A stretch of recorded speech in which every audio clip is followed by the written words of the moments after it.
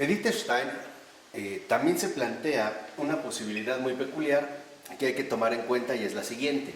Dice Edith Stein, existe la posibilidad de que la gracia no se acerque directamente a la persona, sino que elija pasar a través de personas finitas. O sea, puede darse el caso, al menos una posibilidad, de que la gracia no necesariamente implique un encuentro directo, vamos a decirlo así, con el destinatario, ¿no? Con la persona que está llamada a recibir la gracia, sino que más bien lo haga a través de un acercamiento en el cual intervendrían o en el cual, digamos, quedarían implicadas otras personas finitas, ¿no? A través precisamente de un contacto cercano, de un contacto, vamos a decirlo así, personal. Por eso dice Edith que, dicho de otro modo, un hombre puede servir a la salvación de otros hombres de diversas maneras. Y esto es muy importante. ¿Por qué? Porque a veces llegamos a suponer que en efecto la salvación se va a reducir al tipo de relación que tenga un alma con el Creador, ¿no? Entonces sería algo así como una especie de comunicación directa. Pero dice Edith que no, que en realidad cada hombre también puede darse el caso de que sirva a la salvación de los demás de muy diversas maneras. No tendría que ser precisamente de un solo modo, sino que la salvación también implica, en este sentido, servicio. Y en este servicio estaríamos involucrados cada uno de nosotros, por decirlo de otra manera. Si es que el Señor elige llegar a otra persona por medio de nosotros. Y al revés, puede ser que el Señor elija llegar a nosotros, no de forma directa, sino a través de una forma personal, o sea, a través del contacto que podríamos tener con otras personas. Entonces, lo importante es darnos cuenta que también el Señor tiene como un objetivo primordial y es involucrarnos en la salvación del mundo entero. De tal forma que entonces nuestra prioridad sea justamente la disponibilidad, la apertura.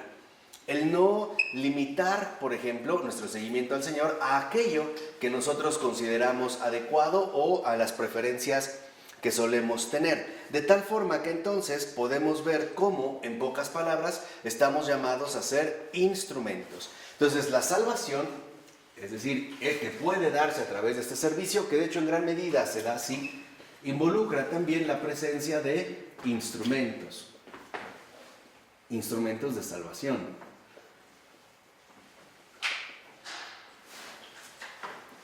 Estos instrumentos es cualquier persona, ¿no? Cualquier persona que en efecto esté o digamos o se haya puesto al servicio del Señor para que la gracia lo toque o lo alcance, al menos en la medida en la que el Señor tiene proyectado, no digamos de la manera en la que el Señor lo tiene en este sentido planeado, de tal forma que entonces es la manera en la cual uno puede entrar en contacto con Dios. Vuelvo a repetir, puede darse el caso de que sea de manera directa, por ejemplo, no sé, una inspiración o una gracia recibida, pero puede ser que nosotros recibamos la gracia a través de otra persona, por ejemplo, con un comentario, con un gesto, con una acción, y esta obra de salvación, en este sentido, se sigue llevando a cabo. Entonces, una de las cosas fundamentales que no podemos olvidar es que la salvación involucra instrumentos, involucra participantes, involucra también colaboradores. Y esto ha sido así desde el principio. Si nosotros lo recordamos, ¿no? El Señor hace la redención del mundo, pero envía a ciertas personas en concreto, en este caso a los apóstoles. De tal forma que entonces ellos son los primeros participantes, los primeros instrumentos de salvación, ¿no? Y así se ha sucedido. De tal forma que nosotros vemos, por ejemplo, cómo se puede dar la sucesión apostólica, ¿no? A través de la ordenación sacerdotal por un obispo, que en último término provienen de los primeros obispos, que son los apóstoles, y de la misma forma a través de cercanía o ciertos acercamientos que tenemos entre unos y otros. Entonces no debemos olvidar la enorme responsabilidad que tenemos con respecto a la salvación de las almas. No solo se trata de que la salvación es un acontecimiento, por decirlo así, general y abstracto. No, la salvación es un acontecimiento personal y encarnado. O sea, sigue la misma lógica de la encarnación, del entrar precisamente en contacto unos con otros. Entonces, el que está llamado a ser instrumento es un receptor de gracia. Pero al ser receptor de gracia es al mismo tiempo un transmisor de esta gracia. O por ponerlo a lo mejor en términos más sencillos, cada uno de nosotros está llamado a ser un medio de salvación. Y estos son los instrumentos, medios de salvación. Y esta salvación se puede dar de muchas maneras. Desde una muestra afectiva, particularmente sincera, una ayuda material, un consejo lleno de sabiduría, un acompañamiento, una cercanía, pueden darse precisamente todos estos medios. De tal forma que entonces lo que vemos es que estos medios de salvación, ¿no?, son como conductores, son como guías, van como encaminando a la gente por el camino correcto. ¿Por qué? Porque han recibido esta gracia. Y es una gracia que en efecto no es para ellos, sino que es una gracia que en efecto están llamados a transmitir. De tal forma que entonces, en pocas palabras, dice lo que los atrae, ¿no?, el seguimiento. O sea, son estos medios de salvación, son así lo que les decía, como orientadores, como conductores hacia el seguimiento. Es como, digamos, la posibilidad concreta de manifestar un gesto de Dios en la vida de cada uno de nosotros. De tal manera que entonces Jesús, este llamado que hace a sus apóstoles de ven y sígueme, lo puede hacer de manera directa, como por ejemplo en Mateo, como aparece en el Evangelio, o bien de manera indirecta. No sé si recuerdan, por ejemplo, también en el Evangelio, es estando con Juan Bautista, Juan y Santiago, ¿no?, que son hermanos, van con el Señor. Y después ellos van y le dicen a Pedro, hemos encontrado al Mesías, ven, ¿no? Ven para que lo veas. Entonces, estos medios de salvación son transmisores de un llamado concreto. Ven y sígueme. Este es el propósito.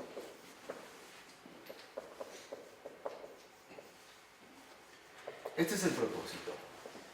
Este es literalmente, ¿no?, el encargo que los medios de salvación están llamados precisamente a cumplir. Entonces, en en esta orientación, este camino de seguimiento tiene que ser llevado finalmente a Dios, porque lo fundamental es que los medios de salvación conduzcan a los demás hacia el modelo y no hacia sí mismos. Y esto es, por ejemplo, un rasgo fundamental de los santos, ¿no? Los santos en realidad lo que hacen es encaminarnos hacia Dios mismo.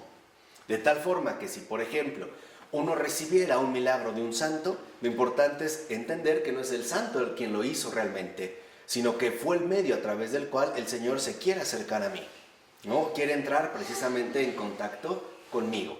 Entonces, este tipo de contacto, este tipo de cercanía, sí es muy importante tenerlo en cuenta, porque ahí es donde entra la responsabilidad cristiana de cada uno de nosotros. Muchas veces el Señor se quiere acercar a alguien, pero a través de nosotros. Es la manera en la cual, en efecto, el amor de Dios se puede hacer concreto. Por ejemplo, ¿de qué nos serviría si una persona tiene una necesidad y nosotros le dijéramos, bueno, que Dios te ayude? Pues no, o sea, pareciera que en efecto no tendría como caso, ¿no? Sería en este caso en particular como algo irrelevante.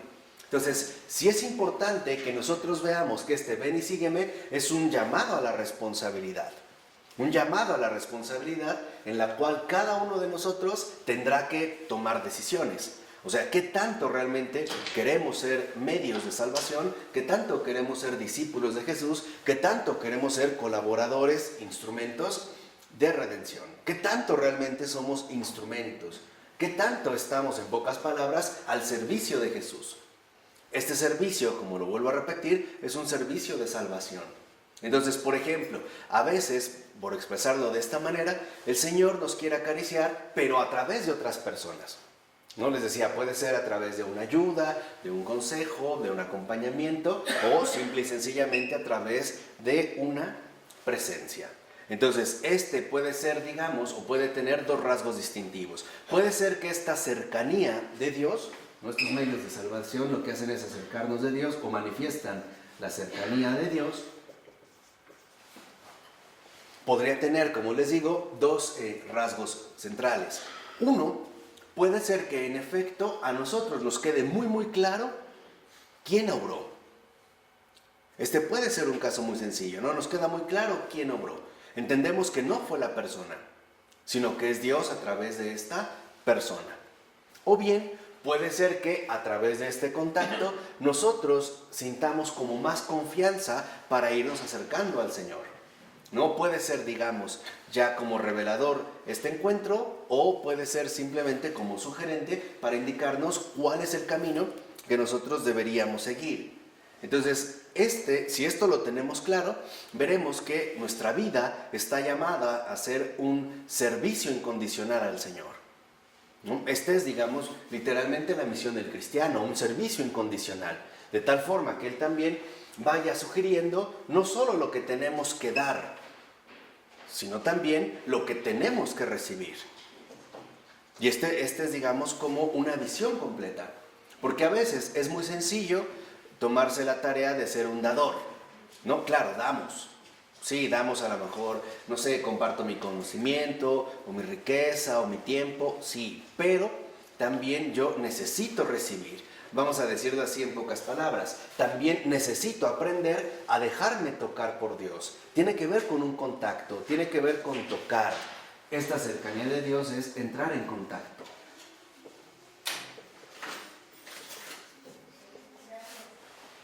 Es la manera, les vuelvo a repetir, en la que Dios nos quiere acariciar a cada uno de nosotros. Puede ser a través de recibir un regalo, una palabra, una corrección fraterna, etc.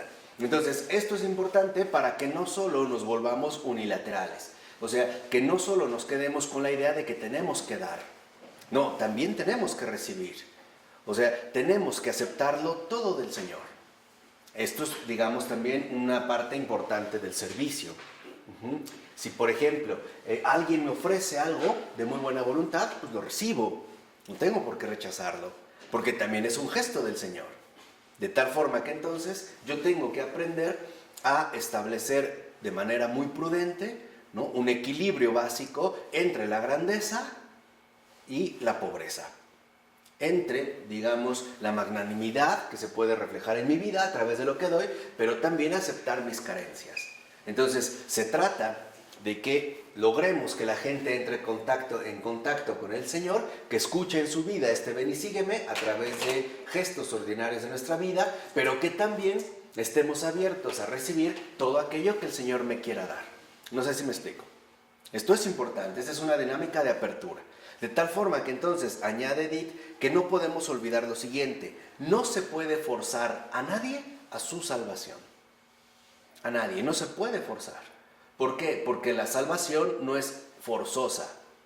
La salvación es libre. Es por convencimiento, es por convicción, no por convención.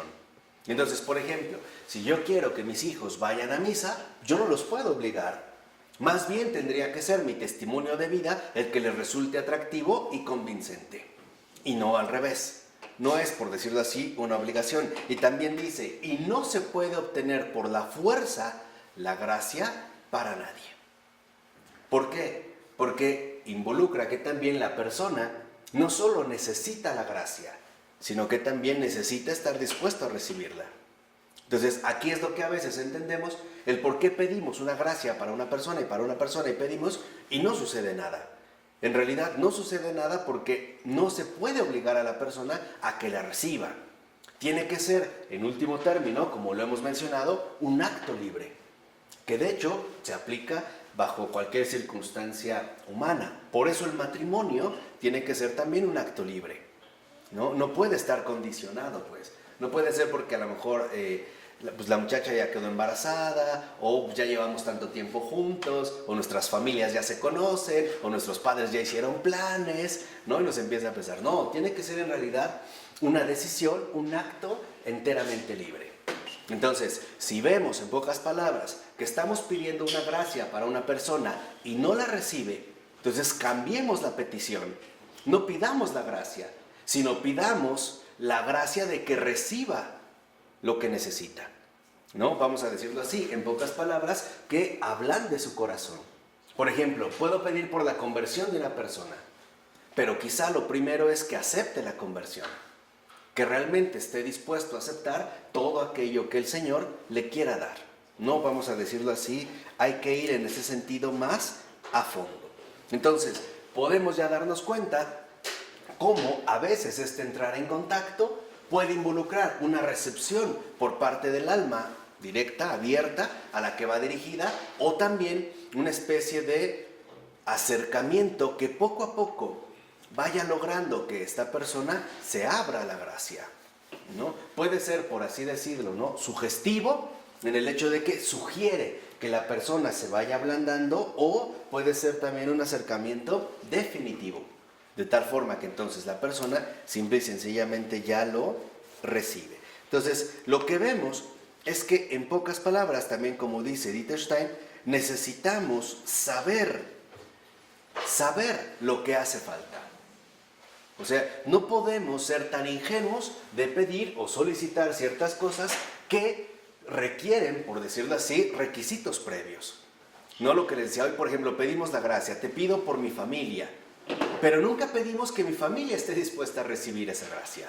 Entonces, tendríamos que ir en este caso a fondo, de tal manera que este entrar en contacto también puede servir como una actividad de enseñanza.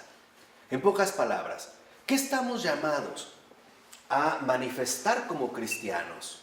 Una enseñanza, el amor de Dios por todos los hombres. Este es el centro, digamos, esta es literalmente como la médula.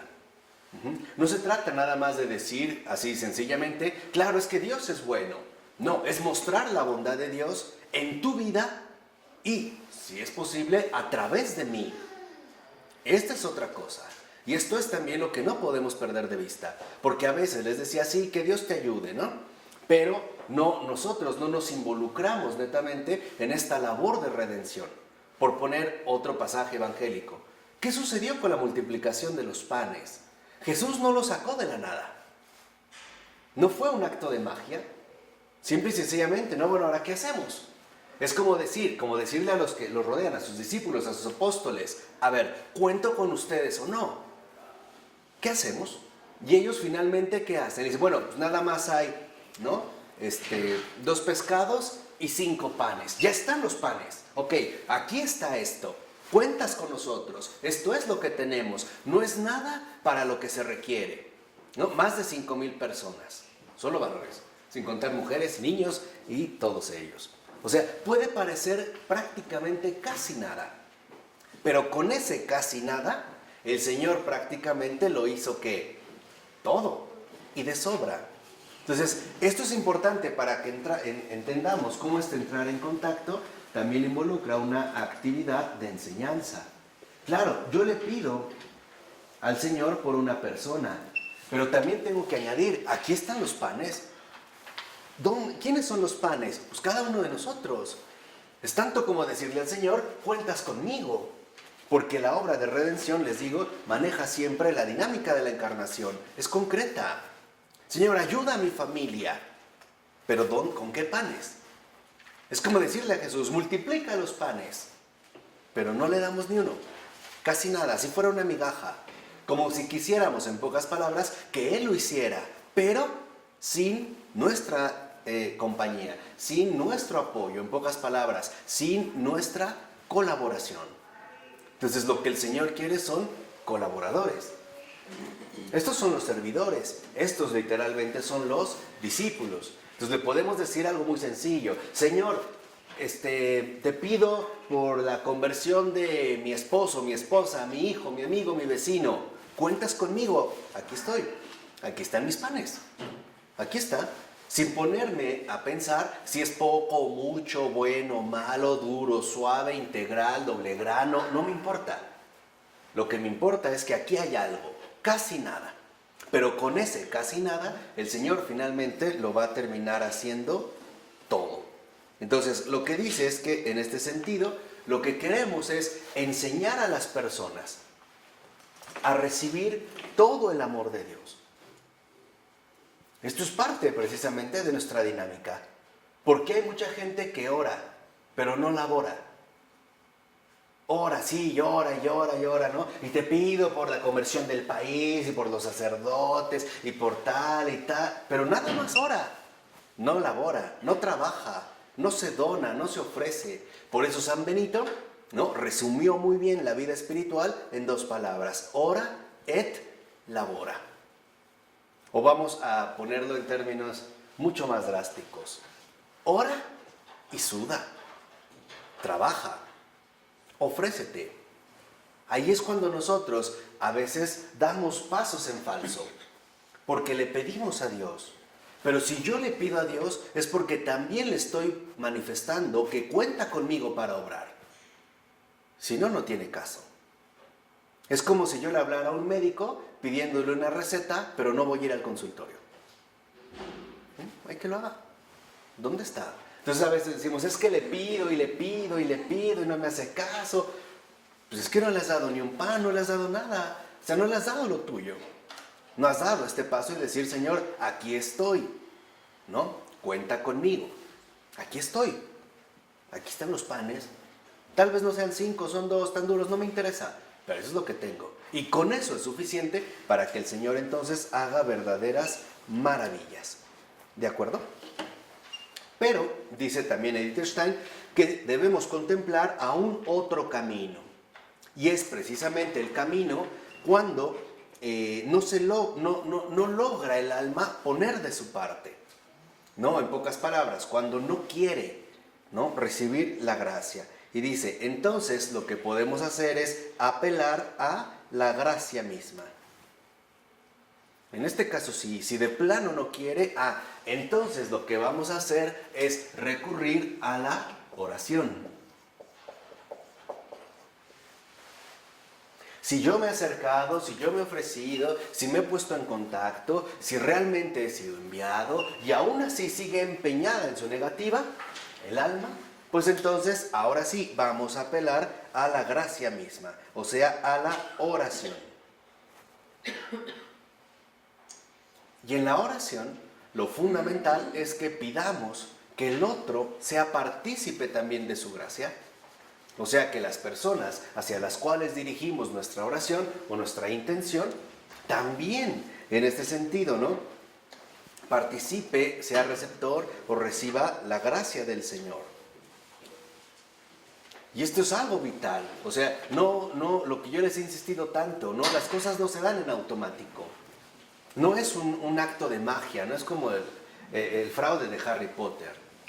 No, aquí realmente hay una lógica de compromiso, de cercanía. Y en este caso, dice Edith Stein, Dios puede atraer hacia sí un alma por amor a otra. Aquí sí. Por amor a otra alma, puede, en este caso, atraer a alguien más.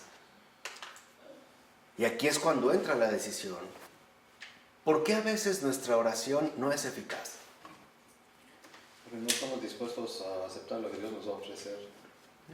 Y aparte, como lo dice Edith, ¿no?, porque en realidad no nos hemos dejado amar realmente por el Señor. Por eso. Solamente somos petidores, pero no hijos. En cambio, cuando un alma realmente ha sido tomada por Dios, por amor a esa alma, puede atraer así a muchas otras. Y a esto, en pocas palabras, ¿cómo se le conoce? ¿No es lo que se conoce como intercesión? ¿No es esta la verdadera intercesión? Entonces, lo que vemos es que, en pocas palabras, la dinámica efectiva de la oración es el amor. Esa es la verdadera dinámica. Dice Edith, Dios puede atraer a otra alma por amor del alma que se lo pide. Por amor a esa alma, ciertamente lo puede ¿qué? Hacer. Y esto es lo que vemos básicamente también en la dinámica de los santos. ¿Por qué los santos logran la conversión de tantos pecadores? Porque realmente se han dejado amar por el Señor. Están ya en una verdadera comunión. Es como cuando una persona dice, bueno, por ti lo voy a hacer. ¿No? O sea, en atención a ti. ¿Por qué? Porque finalmente el amor corresponde al amor. Se trata de que en la oración nosotros realmente vivamos un amor correspondido. Y esto es lo vital, que en la oración se manifieste un verdadero amor correspondido. Yo amo al Señor, pero yo también he experimentado su amor y sé que me ama. Por eso me escucha, por eso atiende mis súplicas, por eso mi oración es efectiva. Porque brota, en último término, ¿de qué? El corazón. El corazón, del amor. De ahí brota. Esa es la verdadera fuerza de la oración. Por ello es que la oración no es eficaz mientras más rebuscada, larga o torturante sea, ¿no? La oración es eficaz mientras más auténtica y sincera sea. O sea, si realmente brota de este amor. En este caso, como dice Edith, el Señor sí puede atender a otra alma. Porque el Señor no toma en cuenta precisamente, como dice, ¿no? El escuchar también en su libertad divina, decide someterse a la petición del alma que le pide. Y eso también es un gesto de misericordia. Es como el esposo que por amor a su esposa puede, ¿no?, hacer muchas cosas, o al revés. La esposa que por amor a su esposo puede hacer muchas cosas. Este es, digamos, el verdadero punto en el cual ya excede toda comprensión. O sea, el hecho de que el Señor, por amor, responda con amor. Entonces, en pocas palabras, si nosotros realmente amamos a Dios, nuestra oración no es infecunda. Si realmente amamos a Dios. ¿Y cómo sabremos si realmente amamos a Dios? ¿Cómo realmente podemos saber qué tanto amamos a Dios? ¿Cómo anda nuestra relación con los demás? Ahí. Ese es el termómetro infalible, ¿eh? Porque no crean que amar a Dios es pasármela como rata de sacristía dentro de una parroquia, ¿no? Eso no es amor a Dios. Se ve claramente en cómo están mis relaciones con el prójimo. Esa es la medida concreta. Si yo tengo odio, resentimiento, coraje, molestia, quiere decir que no estoy en el amor. Realmente no es un amor correspondido. ¿Por qué? Porque Dios me ama incondicionalmente, pero yo no estoy amando de la misma manera. Y esto rompe, por así decirlo, la auténtica fuerza de la oración. Esto no sé si queda claro, porque es muy importante. No se trata de ser, digamos, en este caso, repetitivos. Se trata de que la verdadera eficacia brota del amor. O es cuando a lo mejor un hijo se acerca a su papá pidiendo por un amigo. Mira, papá tiene este problema, ayúdalo. Y el papá no lo hace directamente por el amigo, lo hace por su hijo. ¿Por qué? Porque entonces la acción está brotando verdaderamente ¿de qué? Del amor. Ese es el amor correspondido. O sea, no solo somos amados por Dios, también nosotros, en espíritu y en verdad, lo amamos. Entonces dice Edith que esto puede tener consecuencias que llegan muy lejos. Al grado de que, dice Edith Stein, esta posibilidad es lo que hace de la salvación un asunto común de todos los hombres. La salvación, en este sentido que hablamos, es un asunto común. No está limitado a unos cuantos, sino que en realidad es un asunto común. Compete o involucra a todos los hombres. A todos.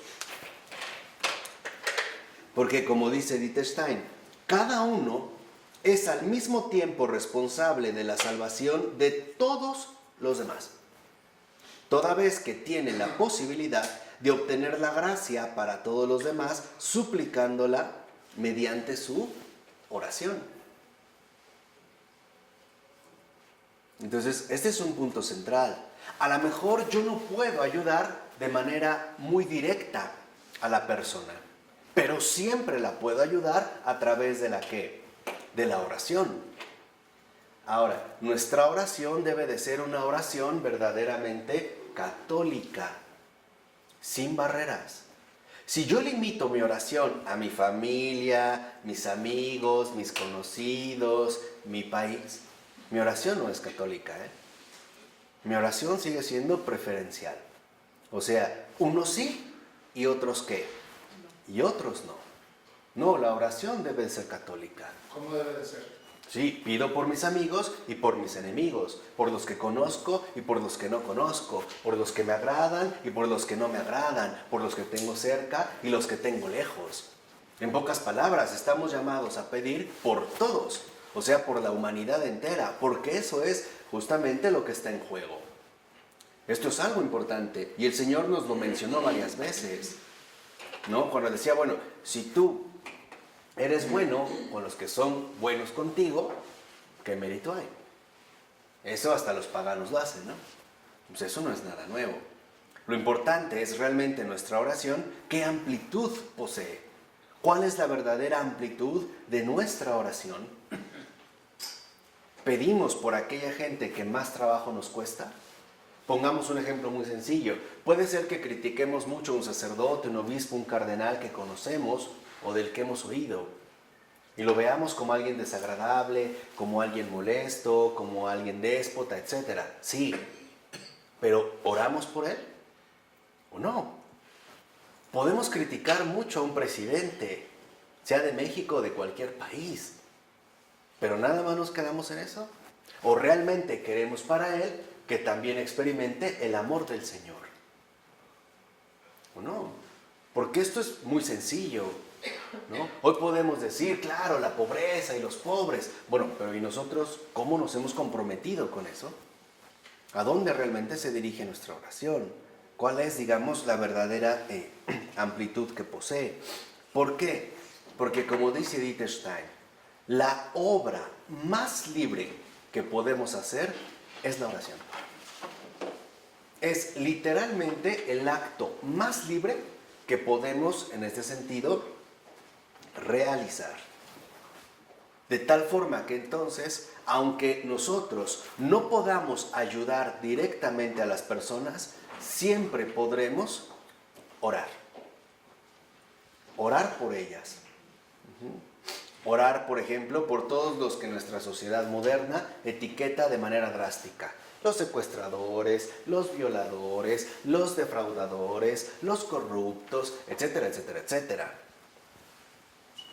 Aquí es cuando entraría literalmente este acto libre fundamental que se llama oración, que sería como el acto verdaderamente libre. Estés en el verdadero amor correspondido.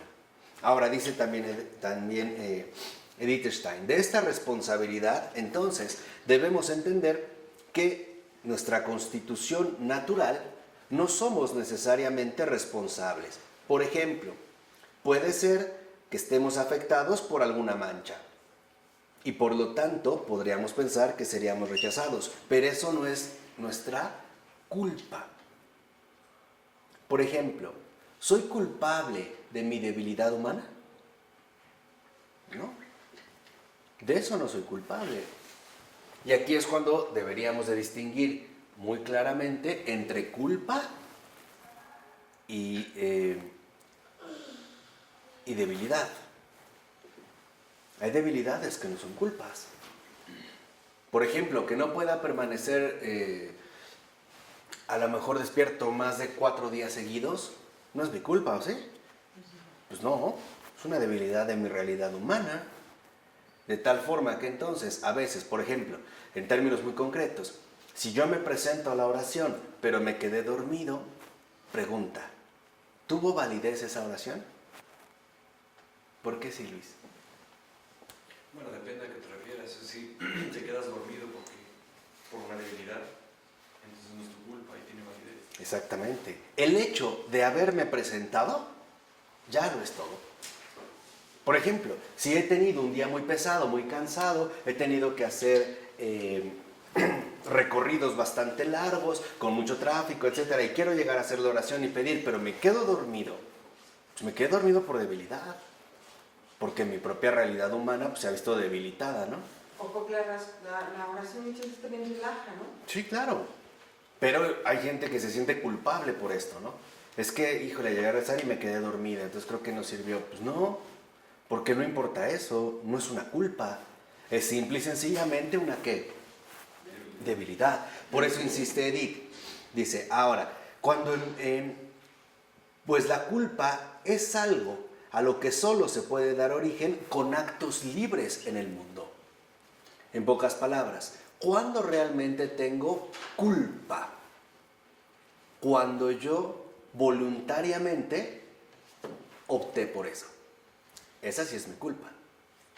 Por ejemplo, quedarme dormido por cansancio no es mi culpa. Irme a dormir por pereza, esa sí es mi culpa. Esa sí es culpa. Porque yo lo estoy eligiendo voluntariamente. Y dice, cuando en virtud de la actuación libre de una persona ha sido realizada en el mundo una situación de valor negativo, precisamente con eso ha surgido una culpa. Ahí sí. Porque nosotros hemos optado, en pocas palabras, por lo negativo. Ahí sí decimos por mi culpa. Por eso en el mea culpa decimos, no, por mi culpa, por mi culpa, por mi gran culpa. No decimos por mi debilidad, por mis debilidades, por mi situación humana. No. Entonces las personas que de manera muy fácil dicen, es que la carne es débil, cuidado. Una cosa es que yo experimente mi debilidad y otra cosa es que yo deliberadamente, o sea, voluntariamente, me dirija hacia la culpa. Por ejemplo, yo puedo sentir la debilidad humana de no ser honesto, de irme por la vía fácil, ¿no? Tomar la vía corta y mentir. Lo puedo sentir como una debilidad, pero ¿necesariamente estoy obligado a realizarlo? No. Si a pesar de todo yo lo hago, eso sí ya es ¿qué? Culpa. ¿Y qué exige la culpa? Una pena. Aquí sí, cuando ya aparece la culpa, pues lo que conlleva es justamente una pena. Esta pena es un sufrimiento que se dirige en todo caso al culpable. Esa es la pena. La pena es el sufrimiento que se dirige en este caso al culpable.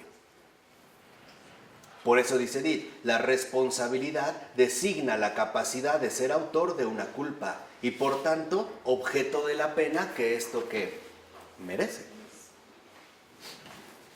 Y esto es también parte de lo que nosotros podríamos entender como justicia, ¿no? Y aquí vamos a precisar nada más este término de manera muy breve.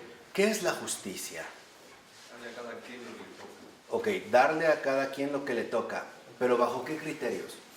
Y se ve que te anda rondando Aristóteles. Sí, la cosa, la definición tomista. Pero, pues, bajo el criterio de los tres iguales. Pero, por ejemplo, en caso muy concreto, claro, darle a cada quien lo que le toca, pero ¿con qué criterios lo puedo decidir? Con los criterios de Dios. Por ejemplo, ¿no? Hay dos maneras en las que se ha solido definir. Una que sería como una especie de justicia aritmética. Todos iguales. Pero no funciona. Y hay otra que ha sido así como una especie de justicia preferencial, cuyo representante quizá más claro es Marx. A cada quien que le toque según su capacidad y su trabajo. Entonces podríamos decir, sí, claro, el que trabaje más, que gane ¿qué? Más, y el que tenga más capacidades, que sea más remunerado. ¿Y dónde quedan los discapacitados? Claro, entonces aquí tenemos ya la luz. La justicia no es un asunto legal. La justicia no es un asunto exclusivo de la política. Eso es lo que les estoy diciendo. La justicia, ante todo, tiene que ver con la realidad del hombre. Ahí está la justicia. Esta es verdaderamente lo justo. Tiene que ver con la dimensión humana. O sea, podemos decir que la justicia es un verdadero compromiso con la realidad. Esa es la justicia. Y si nos vamos guiando ya por esta luz, ¿qué entendemos? ¿Qué es lo justo? Que nadie sufra por mi culpa. Esa es la justicia. Y es esta la responsabilidad que se nos brinda.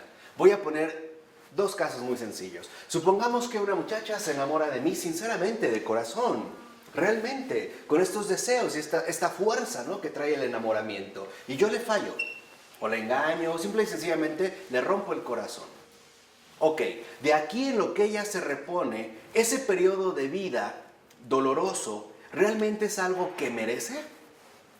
No. ¿Y fue justo que yo se lo haya provocado? No, y de aquí a lo que encuentra otra pareja, y vamos a suponer que le llega un verdadero muchacho sincero, fiel, honesto, entregado, o sea, realmente un caballero, ¿ella se entregaría al 100? No. ¿Y es justo para el muchacho? No. ¿Y quién tuvo la culpa? No, él no. ¿Cómo creen? Yo. Yo tuve la culpa de esa injusticia. Yo soy el responsable. Y yo tengo que responder de esas injusticias. Es en serio. Nosotros vamos a tener que responder de un montón de gente que en su mayoría no conocimos. Y ya se los había dicho varias veces, pero muchísima gente.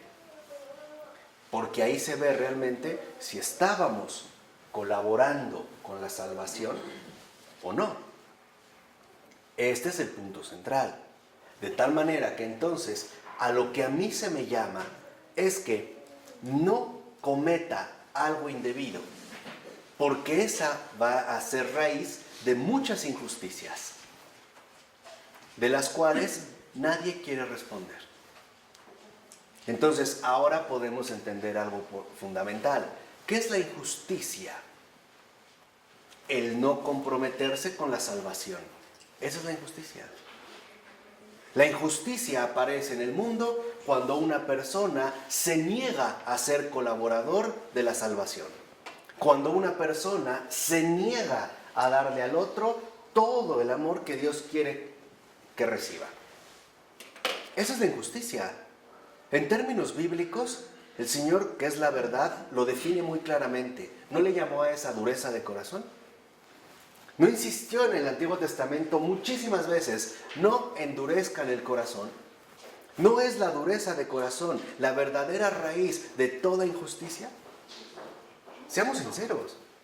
El hecho de que los pueblos se hundan cada vez en la miseria por la dureza de corazón, ni siquiera de un gobernante, sino de poderes anónimos que podemos llamar algo así como poderes internacionales. ¿No es por esa dureza de corazón? ¿No es por esa dureza de corazón de unos cuantos que millones sufren? Seamos sinceros, o sea, y ahí lo vemos en un sentido muy concreto. De tal forma que entonces no podemos ser tan ingenuos y pasar por alto realmente la responsabilidad que a cada uno de nosotros se nos ha dado, se nos ha llamado. Hoy sabemos que pueden morir millones por la dureza de corazón de unos cuantos y de poderes que van más allá de lo demarcado. Un ejemplo muy sencillo. Siria, Estados Unidos, México. Porque es una situación global, ¿no? Es un fenómeno mundial que hoy vamos viendo. ¿Y quién ya lo había denunciado de manera muy clara? Romano Guardini, un gran católico, maestro de Ratzinger, en un libro que se llama El Poder. Dijo, el verdadero riesgo que estamos corriendo es que el poder se está haciendo anónimo. Ya no está localizado. Se está volviendo, vamos a decirlo así, como inatrapable. Se está difuminando. Por ejemplo, en una empresa puedes decir, ¿tú eres el dueño? No, yo soy el gerente.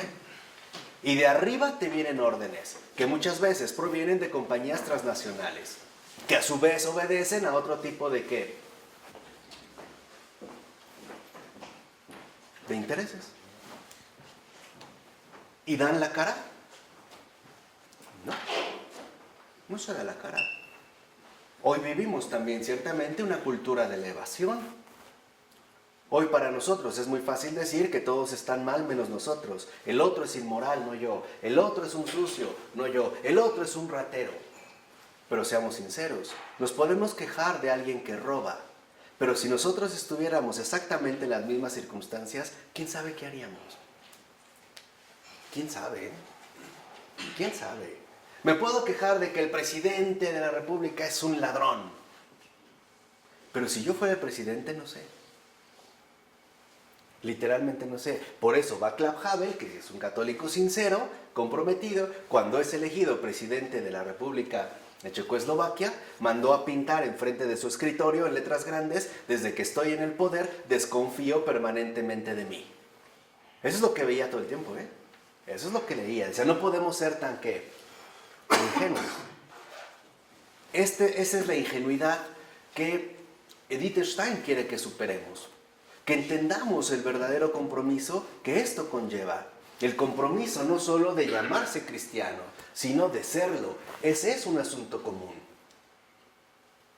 De tal manera que entonces vemos que cuando nosotros fallamos, tenemos una culpa. Y esta culpa conlleva una pena. Y esta pena no solo se va a reducir a una cuestión legal, sino que se va a volver también en este sentido un auténtico asunto común. Por eso añade Edith Stein, lo que vemos es que esta pena, por ejemplo, y esta culpa, nosotros ciertamente no la podemos remediar. No podemos. Está más allá de nuestras posibilidades. Lo quiero poner a través de un ejemplo. Si yo tengo un cristal, ¿no?, y me dicen que pasa este cristal de aquí a acá y se me cae, tal vez yo lo puedo pegar, pero no lo puedo dejar exactamente como estaba. No puedo, No puedo. Lo puedo dejar lo más parecido, pero no lo puedo dejar tal y como estaba. Entonces, aquí tenemos otra dimensión fundamental de la oración. Orar también es pedirle al Señor que restaure todo lo que yo he destruido. Y que definitivamente está más allá de mis posibilidades. Ahí se ve verdaderamente la omnimisericordia de Dios, como Edith Stein le llamó. Porque recomponer un corazón humano es algo que solo Dios puede hacer. Ningún hombre lo puede realizar. Pedirle que literalmente Él enderece todo lo que yo torcí, que limpie todo lo que yo ensucié, que Él haga que resucite todo lo que yo maté. Sueños, esperanzas, anhelos, deseos, etcétera, etcétera, etcétera. Porque sabemos que en efecto, si está la resurrección de los muertos, y no solo son los cadáveres, ¿cuántas cosas no se han muerto en nuestra vida? ¿Cuántas cosas? Y no se murieron de hambre, las mataron. Fue un asunto común. Sueños, confianza, anhelos, ganas, las mataron. Hay un responsable, o sea, si hay verdaderamente una culpa. Y esta es, digamos, una parte, porque, como dice también Edith Stein, la contraimagen positiva de la culpa es el mérito y la recompensa. Claro, tenemos una parte que es culpa y pena, pero no es la única. También está el mérito y la recompensa. Esta primera parte oscura, sombría, ¿quedó clara? De este otro lado, del mérito y la recompensa, ¿qué encontramos ahí? ¿No? Lo primero que vemos es que, en efecto, el mérito consiste en que nosotros ponemos todo de nuestra parte para obtener la salvación. No mía, de todos. Dijimos, la salvación como un asunto común. Solo los protestantes piensan en ellos mismos, ¿no? Solo ellos se salvan. O con esta locura calvinista de que será que esté condenado, ¿no? No, en realidad la salvación es un asunto común. Entonces dice, en realidad lo que vemos es que en efecto el mérito consiste en no omitir nada a favor de la salvación de otros.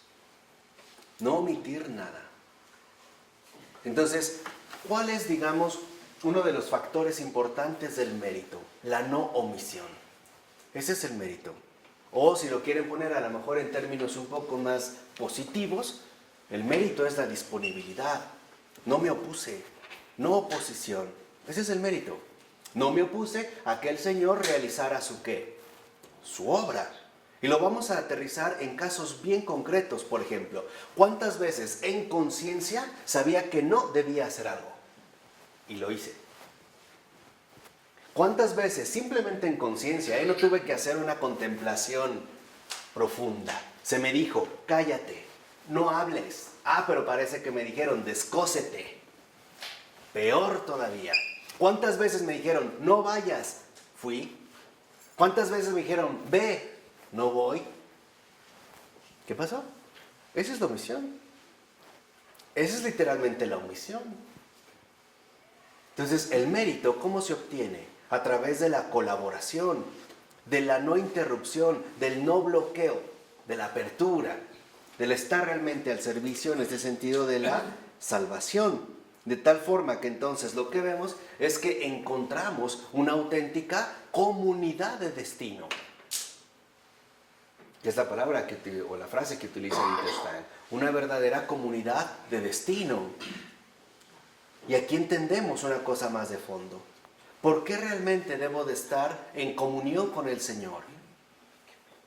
Por todas aquellas personas que están involucradas en esta decisión. Y aquí, por ejemplo, el caso más claro es María. Hay un momento en el que hay como una tensión. Y es entre que el ángel le explica a María lo que va a suceder y María responde. En ese momentito, en ese instante, está en juego la salvación, no de unos, de toda la humanidad. De toda. Porque María no es un títere. Estaba obligada, ¿no? Por eso, Santa Isabel le dice, bendita tú, entre todas las mujeres. Entonces, la salvación es un asunto común, sí, porque es una comunidad de destino. Y por eso es que, en efecto, nosotros buscamos los méritos, porque el mérito consiste en que muchos se van a ver beneficiados. Los méritos no son propios. Por eso, por ejemplo, es curioso que a partir de este año jubilar de la misericordia, mucha gente está obsesionada con obtener la indulgencia plenaria, ¿no? Quieren tener algo así como su cheque en blanco. Para llegar ahora, ahí tengo mis... Es más, no, yo no tengo una, tengo 10. ¿No? A lo mejor me debes. No, ese no es el propósito. El propósito es entender que si yo realmente no estoy en comunión con el Señor, muchos se van a ver perjudicados. Y a eso se le llama retrasar la salvación. Y también de ello somos responsables. Porque, como les dije, es una colaboración. Es un envío, es un llamado, es una misión. Por ejemplo, en México tenemos un hábito pésimo, una palabra que debe de desaparecer de nuestro vocabulario, el ahorita. El ahorita es ese presente que nunca llega, ¿no? Voy a poner un caso muy sencillo, ¿no? Oye, háblale a tu abuelita. Ahorita le hablo. 1 hora, 2 horas. ¿Ya le hablaste? Ay, no, híjole, ahorita, ahoritita. Es más, hasta más lo apretamos. Ahoritita. Me dormí, no le hablé. Ese es y en otros idiomas no existe, ¿eh? ¿Existe en inglés? ¿Ahorita? ¿Existe en francés? ¿No? ¿Existe en árabe? ¿Ahorita? O sea, la hora en diminutivo. No lo hay. No lo hay. Ese es un pésimo vicio en nosotros. ¿Por qué está? No, por eso que en México, en términos culturales, es un aplazamiento, ¿no? Es algo que debe llegar, pero nunca que llega. ¿Cuántos pendientes se nos han juntado por el ahorita? ¿Cuánta serie de injusticias por el ahorita? El ahorita mexicano. Ahorita voy. Ve por las tortillas. Ahorita voy. Ándale, corre. Y ya cerraron. Ahorita. Nada de esto. Porque hay en juego toda una comunidad de destino. Y esta comunidad de destino pues, es la humanidad entera.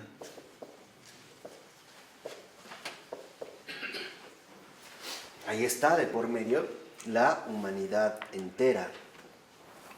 Por eso dice, el hombre es responsable de su salvación porque no es posible obtenerla sin su colaboración. Y nadie puede asumir esta responsabilidad por él. Y al mismo tiempo es responsable de la salvación de todos los demás y de todos los demás porque tampoco esa responsabilidad puede asumirla él por ningún otro, ni ningún otro por él.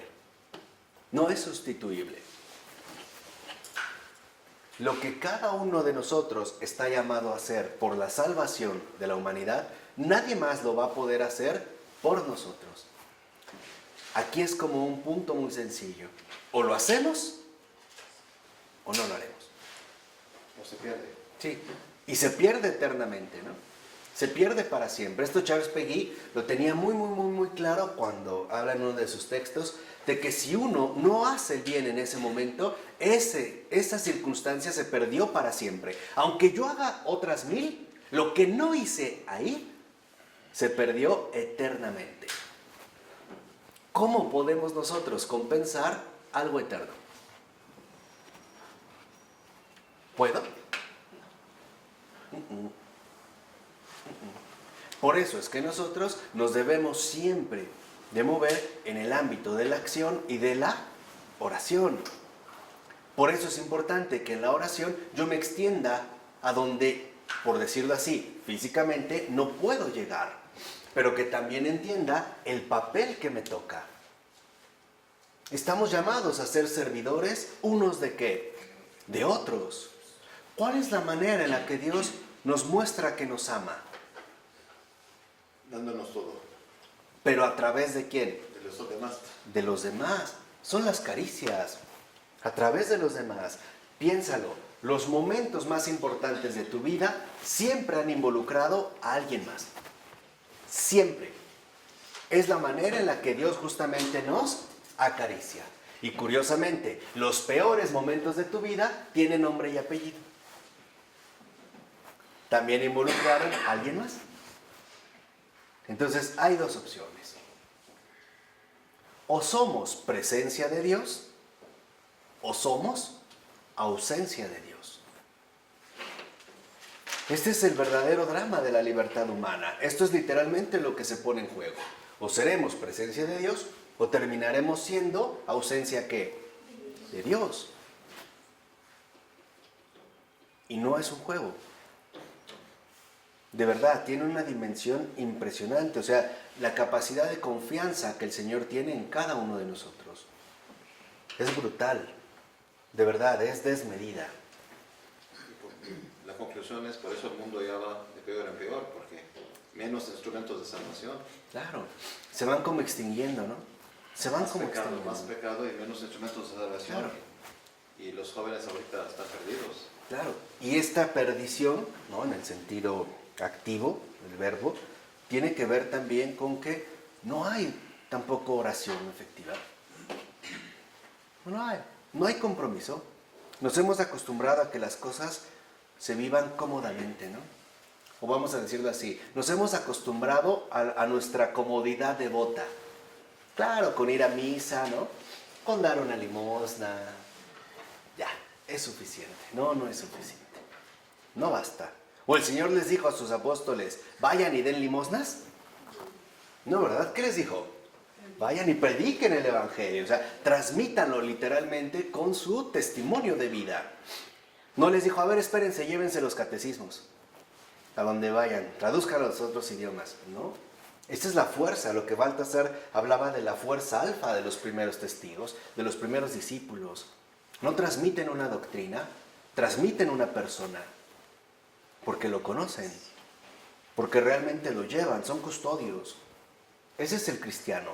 Como la custodia donde se expone al Santísimo, ese es el cristiano. El cristiano debe de traer aquí a Cristo, aquí, adentro en su ser. Ese es el centro de su vida. Ahí debe de estar el Señor. Porque seamos sinceros, ¿cuál es la dinámica eclesial de estos tiempos? No es entrar, es salir. No es que la gente vaya a la iglesia, no es cierto, ¿eh? Y si ustedes siguen pensando eso, se equivocan. No es esto. No. La dinámica eclesial de estos tiempos es que el Señor salga a las personas, es llevar al Señor a las personas, ir hacia afuera. ¿No es lo que está haciendo el Papa Francisco? ¿No son estas las periferias que habla? ¿No es el ir? Es lo mismo, la entrada a la iglesia implica esto. Claro, pero hay que entrar a la iglesia para hacerlo. Pero no en puedes esto, hacerlo sin la entrada a la iglesia. claro, pero hablamos de los que se supone que estamos dentro. Ahora es tomar riesgo y salir. Ir hacia afuera. Ellos no vienen, no importa, el Señor quiere ir a ellos. No se trata de que haya como ciertos condicionamientos o exclusividades.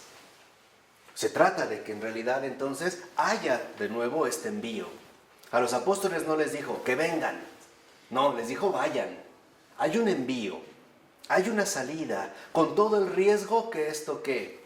implique, con toda la sociedad que conlleve, con todas las problemáticas, las dificultades que involucre. No importa.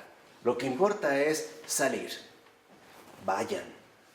¿Por qué al ir? El Señor se acerca y entonces Él mismo llama. Ahora sí, ven y qué. Y sígueme. Porque es muy fácil a veces escudarnos, les vuelvo a repetir, bajo nuestra comodidad devota. Hacer estructuras bien definidas que ya no nos involucra hacer algo más, darnos más, ¿no? Como que ahí nos sentimos ya resguardados. No, se trata literalmente de salir, de ir afuera, de ir literalmente hasta los confines del mundo, de ir a donde ya nadie va, de ir a donde nadie quiere ir, de llegar a donde ya nadie quiere llegar, al mundo entero, a todos, que nadie quede sin ello. Por eso se nos dieron pies, para ponernos en camino, ¿no? Literalmente el cristiano es un marchante. Hay una palabra más bonita, misionero. Y así era Jesús. Exactamente. Subía, bajaba. Va, viene, no les háblenle que venga. Ah, no quiere venir, pues que no venga, es su problema. No, ahí va y viene y todo. Imagínense cómo habían estado los pies de Jesús. Callosos, ¿no? Y digo, no traía sus crocs, ¿no? Zapatos cómodos de hoy en día. Sandalia, ¿no? Lisa. Lo mismo que los apóstoles. Va y viene y está y hace. ¿Por qué? Porque siempre está en camino. Está en camino. Lo importante, y eso es el llamado de la iglesia de estos tiempos, es que el Señor llegue a la gente. No que la gente vaya a Él. No, que el Señor llegue a la gente. Y esta es una dinámica distinta para estos tiempos. O sea, finalmente para los tiempos contemporáneos. Y esto es vital. Porque está en juego, les vuelvo a repetir, la humanidad entera. No se limita a un cierto grupo. De tal manera que entonces, en este sentido, como dice precisamente Edith Stein, ¿no? Esta responsabilidad es formadora de comunidad y sobre ella descansa la iglesia. Por eso va a hablar en ese sentido también Edith Stein de la iglesia. ¿Qué es la iglesia?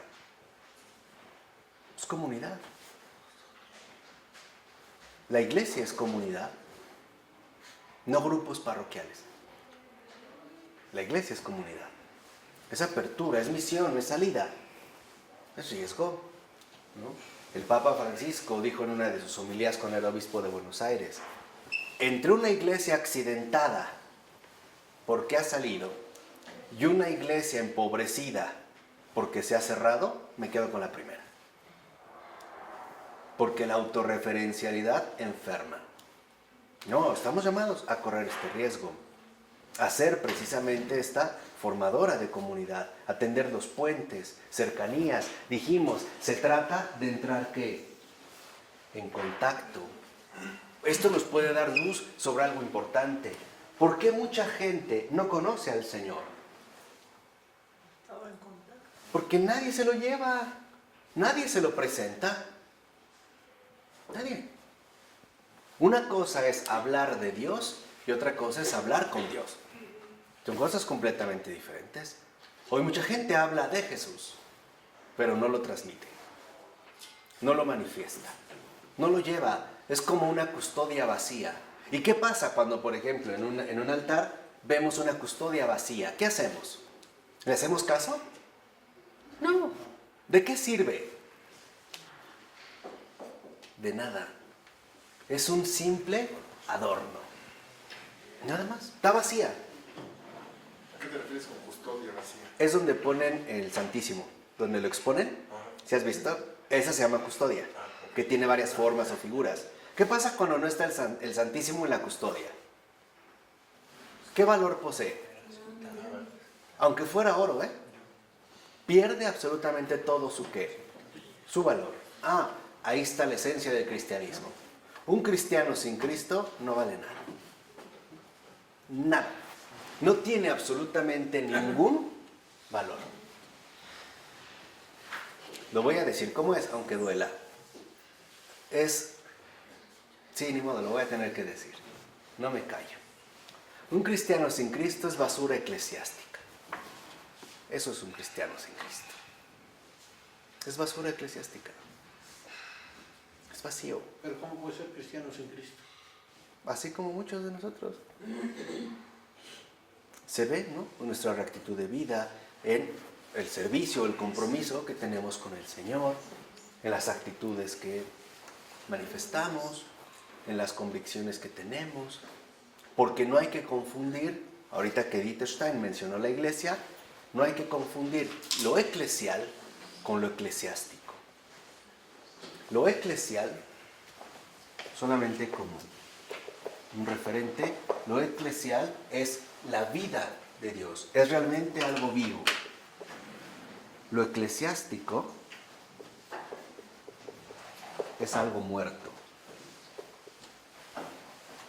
Es el ritualismo.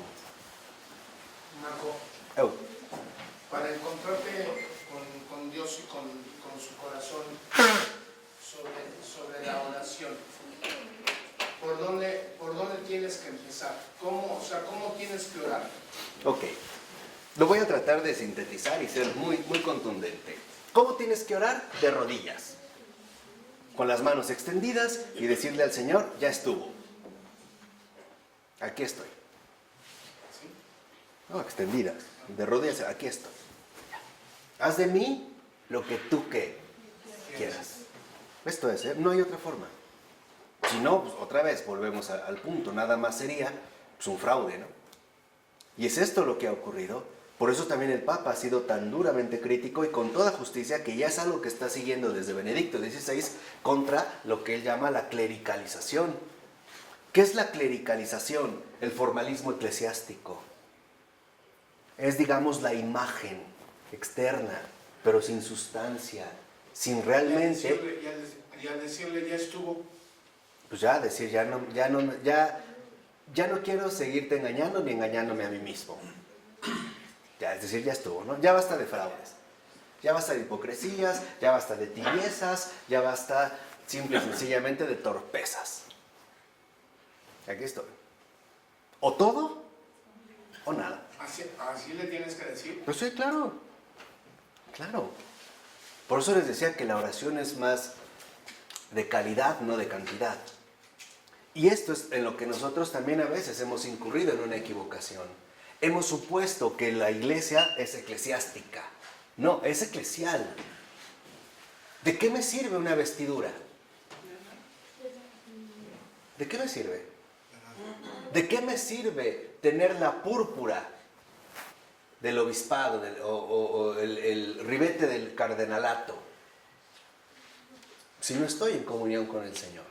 ¿De qué me sirve? De nada. Lo que habíamos dicho, ¿no? Custodia sin santísimo. O sea, adorno. Pompa, ¿no? Por eso, si lo ven, precisamente el propio Papa Francisco ha decidido ir quitando todo lo que se pueda de ¿qué? De eclesiástico.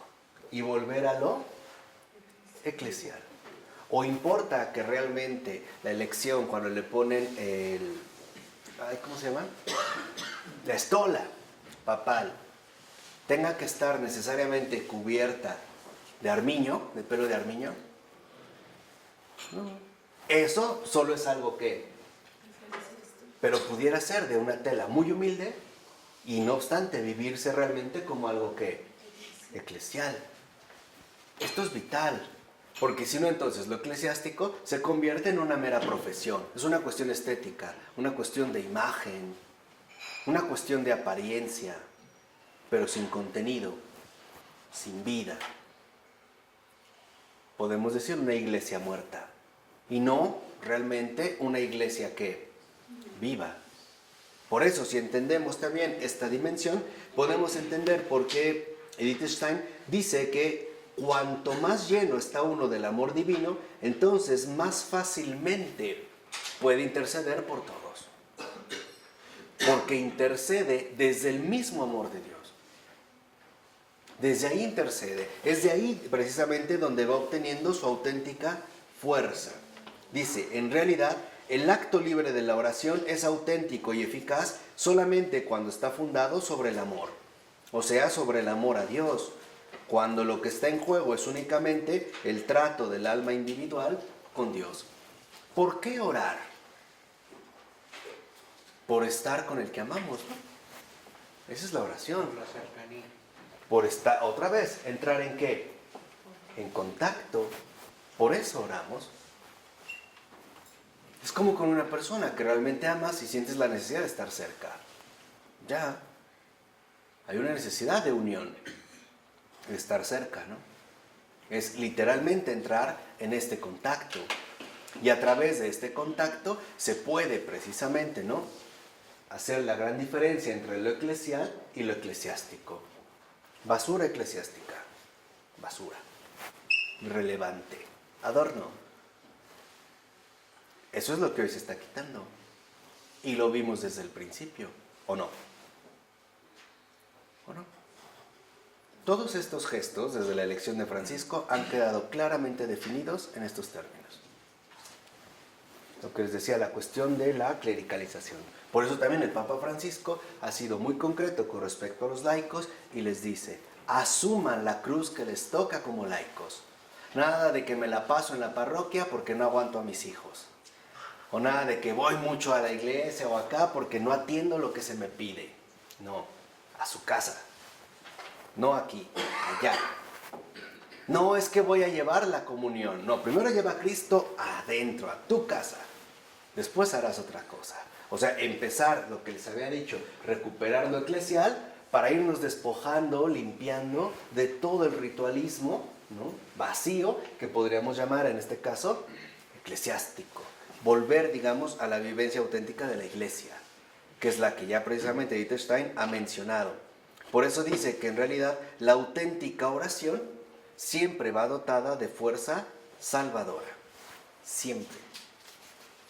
Porque, como dijimos, brota del amor y viene, en este caso también, o se dirige hacia el amor. Y es a lo que nosotros nos toca, a crecer, ¿no?, primordialmente en este amor. Esa es, digamos, nuestra misión fundamental, en no quedarnos limitados a nuestras propias preferencias, correr este riesgo, no tener miedo a dejarnos amar.